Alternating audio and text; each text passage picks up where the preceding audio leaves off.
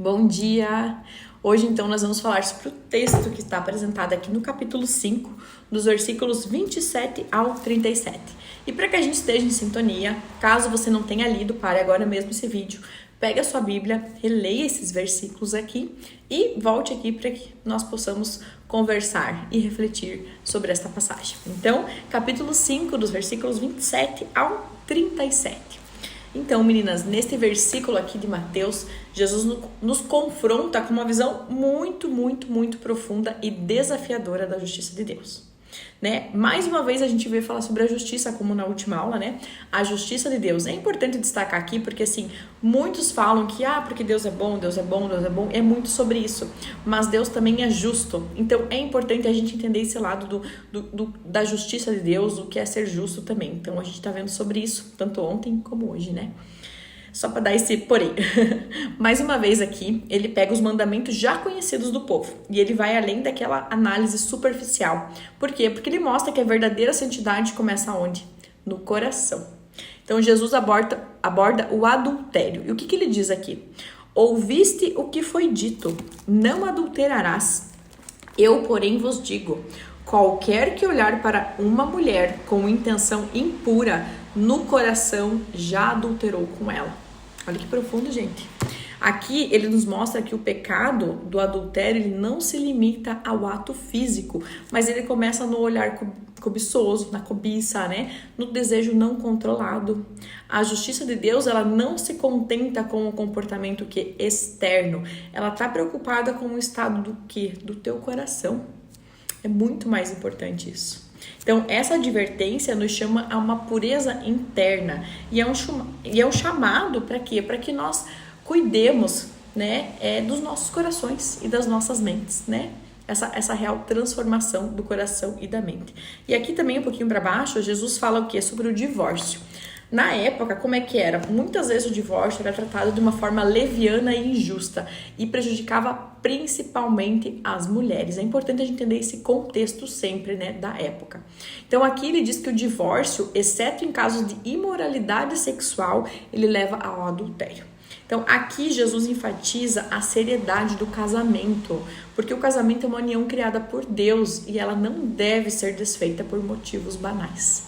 Né? O casamento é algo sagrado e ele deve refletir o compromisso inquebrável que Deus tem com o seu povo, que Deus tem com a gente.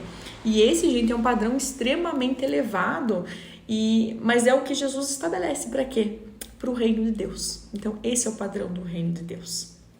E por fim aqui, a partir do versículo 33, ele fala também sobre os juramentos. Como que era então a questão dos juramentos no mundo antigo? No mundo antigo, os juramentos eles eram usados para garantir o quê? Uma veracidade, a verdade, né, de uma afirmação.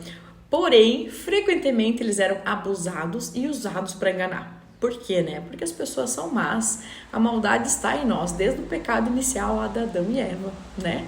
Então aqui Jesus diz assim, no versículo 37, seja, porém, a tua palavra, sim, sim, não, não. O que disto passar vem do maligno. O que ele está ensinando aqui?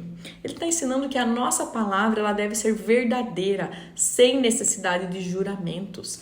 A nossa vida ela deve ser marcada pelo quê? Pela integridade. O que devemos dizer precisa ser confiável, sem que a gente precise adicionar nada para que os outros acreditem. Precisamos ser confiáveis, precisamos ser íntegras, né? Assim, Jesus nos chama a viver o quê? Uma vida de pureza. Olha, preste atenção, uma vida de pureza, uma vida com fidelidade no casamento e uma vida de integridade em nossas palavras. Gravaram isso? Peguem o caderno e anotem esses 3 pontos. Ele quer que a gente tenha uma vida de pureza, fidelidade no casamento e integridade nas nossas palavras, né? Anotem isso, decorem isso. E Jesus nos alerta que a verdadeira santidade é muito mais do que a gente obedecer essas regras externas, é muito mais. É viver o quê? É viver uma vida transformada pelo Espírito Santo, onde acontece a real transformação de mente e coração, onde cada desejo e cada palavra nossa reflete o quê? O caráter de Deus. Olha como é importante o que a gente pensa, o que a gente fala, as nossas ações. Porque se o nosso coração não for puro, essas ações, cedo ou tarde, elas também não serão.